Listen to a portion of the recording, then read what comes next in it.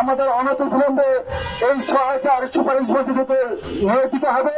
এবং আরেকটি কথা আমি বলতে চাই, 19তম নিয়োগ চলবে না আমাদের এই সহায়তার সুপারিশ বঞ্চিতদের নিয়োগ না দেওয়া পর্যন্ত এনটিএফএ কোনো সার্কুলার দিতে পারবে না। যদি এনটিএফএ কোনো সার্কুলার দেওয়ার চেষ্টা করে আমরা এই সহায়তা নিয়োগ রুখে দিতে বাধ্য হবো। আমাদের বাধ্য করবেন না এই মানববন্ধন থেকে বিক্ষোভের ডাক দিতে। যদি এই ছাত্র জনতা যদি বিক্ষোভের ডাকবে, এই শিক্ষক সমাজ যদি বিক্ষোভে রাখবে, তাহলে এনটিএফ আপনারা কিন্তু দাঁড়িয়ে থাকতে পারবেন না। কোন চাল বাহানা করবেন না, কোন বৈষম্য আর চলতে দেওয়া হবে না।